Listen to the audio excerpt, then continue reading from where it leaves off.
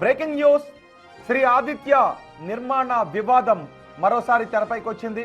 హైదరాబాద్ గండిపేట మంచిరేవులలో శ్రీ ఆదిత్య మూసీ నదిని ఆక్రమించి మరీ నిర్మాణాలు చేపట్టినట్టుగా ఆరోపణలు ఉన్నాయి. నిన్న జాగృతి అధ్యక్షురాలు కవిత ధర్నా చేయడంతో మరోసారి ఈ అంశం హైలైట్ అయింది.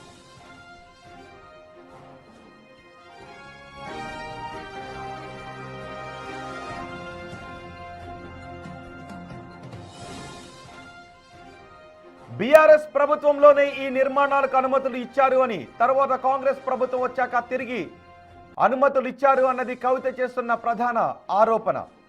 అయితే ఈ అంశంపై హైడ్రా కమిషనర్ రంగనాథ్ క్లారిటీ ఇచ్చారు. నాడు బీఆర్ఎస్ చేసిన రద్దును కాంగ్రెస్ ప్రభుత్వం సైతం కొనసాగించిందని చెప్పారు. అంతేకాకుండా అనుమతులు రద్దు చేసి హైకోర్టు సైతం ఇరిగేషన్ రెవెన్యూ అధికారులను పర్యవేక్షించమని ఆదేశించిందని, మూసీలో ఆదిత్య తాము నిర్మించిన రిటైనింగ్ వాల్ తొలగించినట్లుగా అధికారులు కోర్టుకు నివేదికలు ఇచ్చారు అని చెప్పారు ఆయన. దీంతో ఆదిత్య బిల్డర్ల అనుమతులను హైకోర్టే పునరుద్ధరించినట్లు హైడ్రా చెబుతోంది.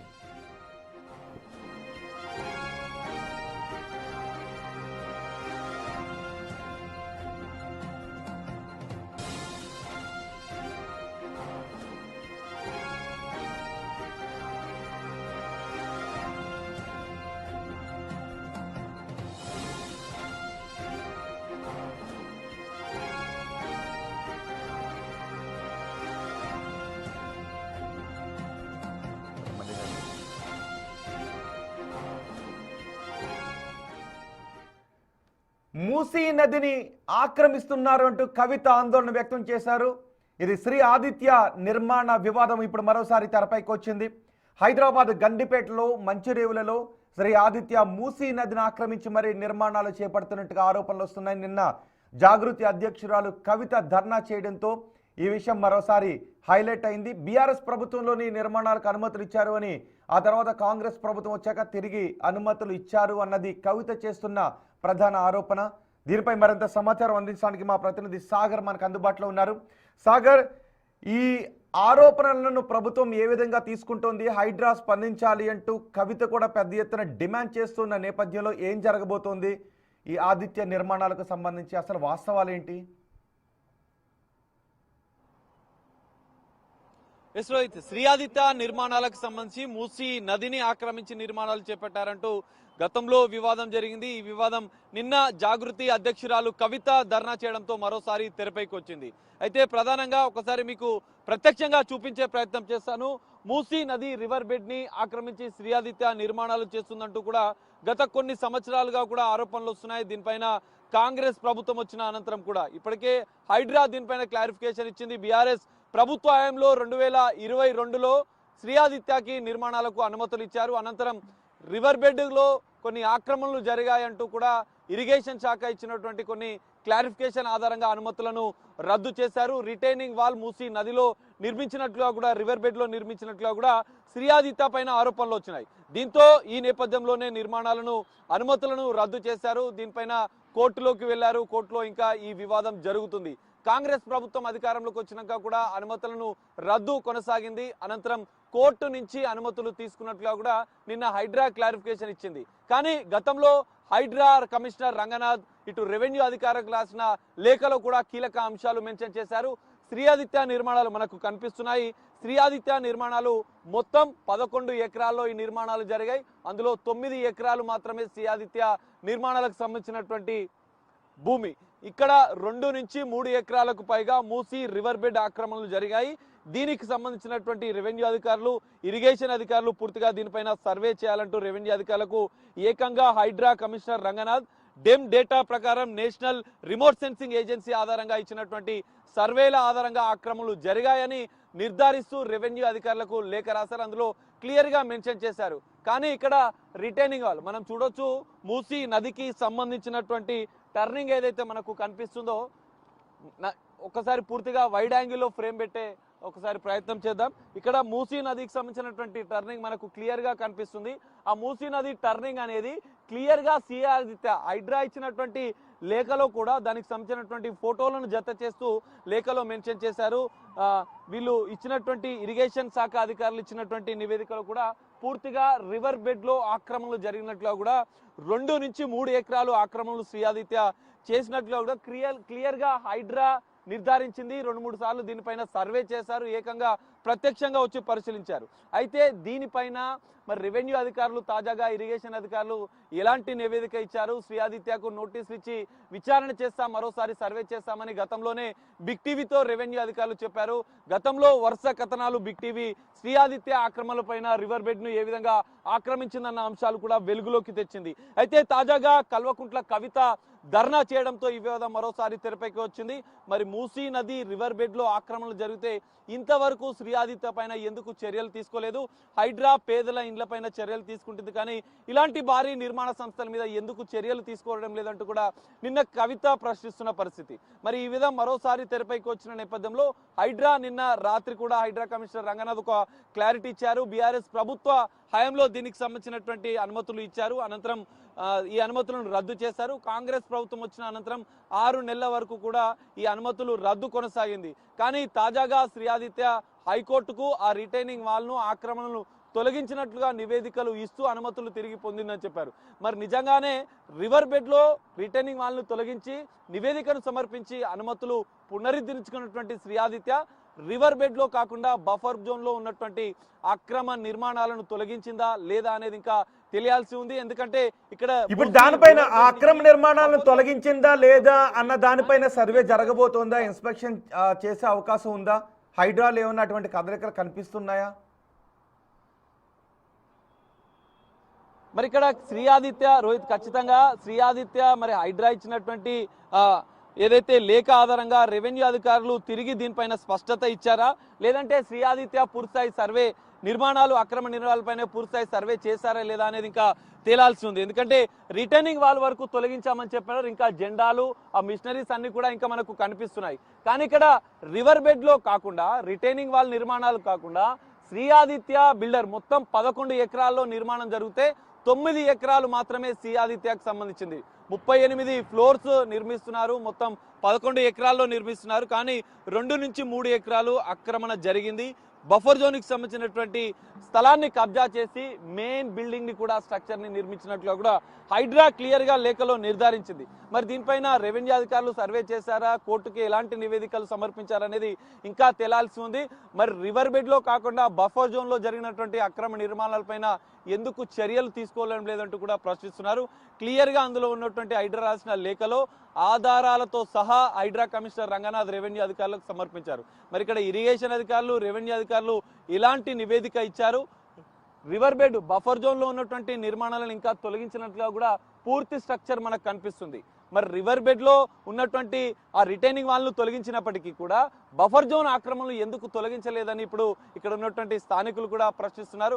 గండిపేట మండల్ మంచిరేవులో ఉన్నటువంటి ఈ అక్రమ నిర్మాణాలపైన ఇప్పటికైనా చర్యలు తీసుకోవాలంటూ కూడా ఒక డిమాండ్ వినిపిస్తుంది. మరి దీనిపైన తదుపరి రెవెన్యూ అధికారులు, ఇరిగేషన్ అధికారులు ఎలాంటి చర్యలు తీసుకుంటారు, మరి దీనిపైన శ్రీ ఆదిత్య ఏ విధంగా స్పందిస్తుంది, హైడ్రా ఏ విధంగా స్పందిస్తుంది, ప్రభుత్వం ఇక్కడ హైడ్రా రాసిన లెటర్ ఏ విధంగా చూడాలి? హైడ్రా రాసిన లెటర్ లో హైకోర్టు సైతం ఇరిగేషన్, రెవెన్యూ అధికారులను పర్యవేక్షించమని ఆదేశించింది.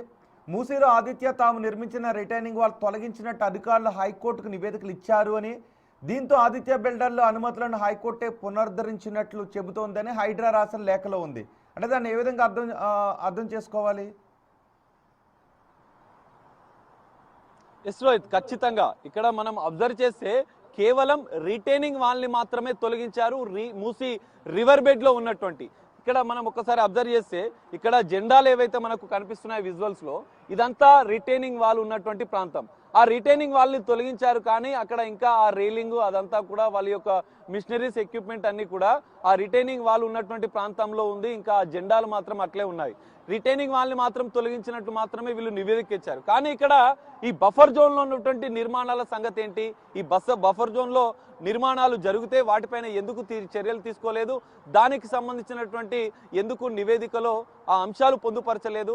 క్లియర్ గా హైడ్రా ఇచ్చినటువంటి దాంట్లో కూడా 2 నుంచి 3 ఎకరాలు మూసీ బఫర్ జోన్, అందులో ఉన్నటువంటి నాలా ఆక్రమణ, మూసీ రివర్ బెడ్ కు సంబంధించినటువంటి ఆక్రమణలు కూడా జరిగినట్లుగా కూడా నివేదికలు ఇచ్చారు. మరి ఇక్కడ ఓన్లీ రిటైనింగ్ వాల్ తొలగిస్తేనే సరిపోతుందా, లేదంటే పూర్తిగా బఫర్ జోన్ ని ఆక్రమించినటువంటి శ్రీ ఆదిత్య నిర్మాణాలపైన కూడా చర్యలు తీసుకోవాలంటూ కూడా ఇక్కడ స్థానికులు డిమాండ్ బఫర్ జోన్ లో నిర్మాణాలు కూడా అక్రమం, అనుమతి లేకుండా కట్టే కట్టడాలే అని హైడ్రా కూడా కోర్టుకు వెళ్ళే అవకాశం ఉంటుందా, కోర్టుకు వెళుతుందా? లేదు జస్ట్ దీనిలో హైకోర్టు నుంచి అనుమతులు తెచ్చుకున్నారు, రెవెన్యూ ఇరిగేషన్ అధికారులు ఈ రకమైన నివేదిక ఇచ్చారు అని జస్ట్ లెటర్ రాసి హైడ్రా తప్పుకుంటుందా? లేదు అంటే నిర్మించకూడని నిర్మాణాలు 9 ఎకరాల్లో కావచ్చు, ఆక్రమించిన వాటిలో కావచ్చు కట్టారు కాబట్టి ఇవి అక్రమం, వాటిని కోల్చాలి అని హైడ్రా కూడా ముందుకు వెళ్ళే అవకాశం ఉంటుందా?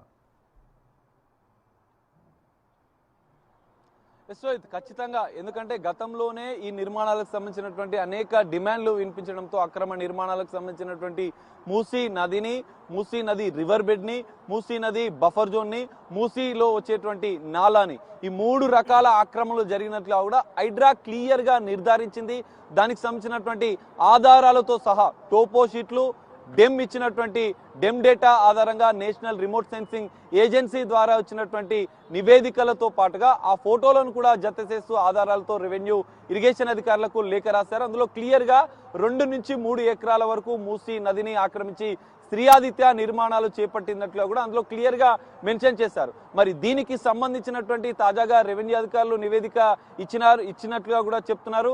మరి రిటైనింగ్ వాల్ తొలగించినట్లు నివేదికలు సమర్పించి హైకోర్టు నుంచి అనుమతులు పునరుద్ధరించుకున్నారా, మరి మూసీ బఫర్ జోన్ నిర్మాణాలు తొలగించారా లేదా అనేది మరోసారి రెవెన్యూ అధికారులు దీనిపైన స్పష్టత ఇవ్వాల్సిన అవసరం ఉంది. మరి హైడ్రా దీనిపైన ఇప్పటికే స్పష్టత ఇస్తుంది. హైకోర్టు నివేదికల ఆధారంగా అనుమతులను పునరుద్ధరించినట్లుగా కూడా చెప్తున్నారు. మరి దీనిపైన హైడ్రా మరోసారి రీసర్వే చేపిస్తుందా, మూసీ ఏదైతే రివర్ బెడ్ లో ఉన్నటువంటి ఆక్రమణలు మాత్రమే తొలగించిందా, లేదంటే బఫర్ జోన్ లో ఉన్నటువంటి ఆక్రమణలు పూర్తిగా తొలగించిందా లేదా అనేది మరోసారి స్పష్టత ఇవ్వాల్సిన అవసరం ఉంది.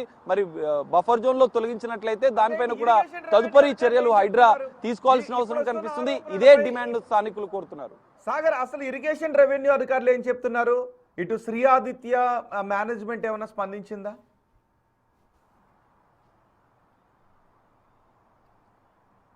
రోహిత్, గతంలోనే బిగ్ టీవీ వరుస కథనాలు ప్రసారం చేసింది. అనంతరం దీనికి సంబంధించినటువంటి హైడ్రా పర్యవేక్షణ చేసి పరిశీలించి రెవెన్యూ అధికారులకు లేఖ రాసింది. రెవెన్యూ అధికారులు కూడా తదుపరి నోటీసులు ఇచ్చి దీనిపైన మరోసారి రీసర్వే చేయబోతున్నామని బిగ్ టీవీతో రెవెన్యూ అధికారులు మాట్లాడారు. మరి రెవెన్యూ అధికారులు రీసర్వే చేశారా లేదంటే రిటర్నింగ్ వాళ్ళు తొలగించినట్లు నివేదికలు సమర్పించి శ్రీ ఆదిత్య హైకోర్టు నుంచి అనుమతులను పునరుద్ధరించుకున్నట్లుగా కూడా తెలుస్తుంది. దీనిపైనే కవిత ధర్నా చేసింది. పూర్తి స్థాయిలో ఒక్కటేనా అక్కడ అక్రమం? మిగిలిన నిర్మాణాలు కూడా అక్రమంగా నిర్మించిన వాటిలోకి వస్తాయా రావా? ఎందుకంటే ఇంతకు ముందు చూసాం బఫర్ జోన్ లో ఉన్న నిర్మాణాలను హైడ్రా కూల్చివేసింది, అందులో ఎక్కువ పేదవారి ఇళ్లనే కూల్చివేసింది అంటే ఆరోపణలు ఉన్నాయి. సో ఇప్పుడు ఇక్కడ రిటైనింగ్ వాల్ మాత్రమే అక్రమమా, బఫర్ జోన్లో నిర్మించకూడని ఏరియాలో అది శ్రీ ఆదిత్య కొనుక్కున్న స్థలమైనా కావచ్చు, ఒకవేళ దానిలో కూడా నిర్మించకూడదు, బఫర్ జోన్లో ఉంది అని అంటే నిర్మించకూడదు అంటే ఖచ్చితంగా అక్కడ ఎటువంటి నిర్మాణాలు జరగకూడదు.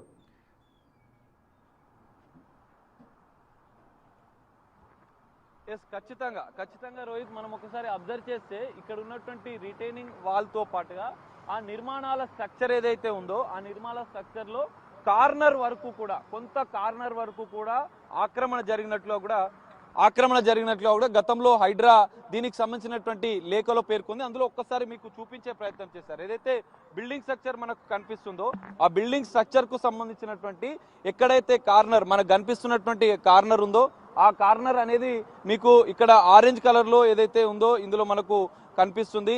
ఆరెంజ్ కలర్ లో మూసీ బఫర్ జోన్ ఆక్రమణ జరిగినట్లుగా కూడా మనకు బిల్డింగ్ స్ట్రక్చర్ లో one of the corner point పూర్తిగా ఇక్కడ ఆక్రమణలు జరిగినట్లుగా కూడా క్లియర్ గా హైడ్రా ఇచ్చినటువంటి దాంట్లోనే మెన్షన్ చేశారు. సో ఇక్కడ ఉన్నటువంటి ఈ కార్నర్ ఏదైతే మనకు కనిపిస్తుందో కెమెరామెన్ చూపించే ప్రయత్నం చేస్తారు. ఇక్కడ ఏదైతే కార్నర్ ఏదైతే ఎల్లో కలర్ కాంక్రీట్ అల్ట్రాటెక్ అనేది మనకు కనిపిస్తుందో ఆ కార్నర్ పూర్తిగా కూడా ఆ కనిపించే ఈ కార్నర్ ఏదైతే మెయిన్ బిల్డింగ్ స్ట్రక్చర్ లో ఆ కార్నర్ మూసీ రివర్ టర్నింగ్ ఏదైతే జరుగుతుందో ఆ టర్నింగ్ లో దాదాపు 47 గుంటల వరకు అంటే 47 గుంటల వరకు ఆక్రమణ జరిగినట్లుగా హైడ్రా క్లియర్ గా నివేదికలో ఇచ్చింది. మరి ఇక్కడ రిటైనింగ్ వాల్ మాత్రమే తొలగించి నివేదికలు సమర్పించి ఇక్కడ శ్రీ ఆదిత్య ఈ అనుమతులను పునరుద్ధరింపజేసుకుందా, మరి మూసీ బఫర్ జోన్ లో ఉన్నటువంటి ఆక్రమణను తొలగించకుండా ఆరెంజ్ కలర్ లో కనిపిస్తున్న నిర్మాణాన్ని, ఆ మ్యాప్ లో ఆరెంజ్ కలర్ లో కనిపిస్తున్న నిర్మాణం అంతా అక్రమం, దాన్ని కూల్చాల్సిన అవసరం ఉంది అనేదేనా ఇప్పుడు జాగృతి అధ్యక్షురాలు కవిత చెప్తున్నమాట?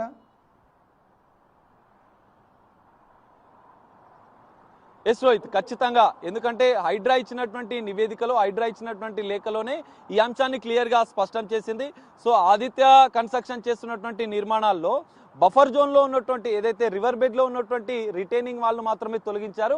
కానీ మెయిన్ బిల్డింగ్ స్ట్రక్చర్ లో దాదాపు 47 గుంటలు మూసి బఫర్ జోన్ ని ఆక్రమించి నిర్మాణాలు చేపట్టినట్లుగా కూడా క్లియర్ గా చెప్తున్నారు. సో దీని నేపథ్యంలోనే మెయిన్ బిల్డింగ్ స్ట్రక్చర్ లో మూసి బఫర్ జోన్ ని ఆక్రమించినటువంటి నిర్మాణాలను తొలగించాలనేదే ఇప్పుడు ప్రధాన డిమాండ్. మరి దీనిపైన రెవెన్యూ అధికారులు ఏ విధంగా స్పందిస్తారు, ఇరిగేషన్ అధికారులు ఏ విధంగా స్పందిస్తారు, హైడ్రా దీనిపైన మరోసారి సర్వే చేస్తుందా, బఫర్ జోన్ ని ఆక్రమించిన నిర్మాణాలపైన ఇలాంటి చర్యలు తీసుకోబోతుందా అనేది మాత్రం మనం వేచి చూడాల్సిన పరిస్థితి అయితే కనిపిస్తుంది. రోహిత్.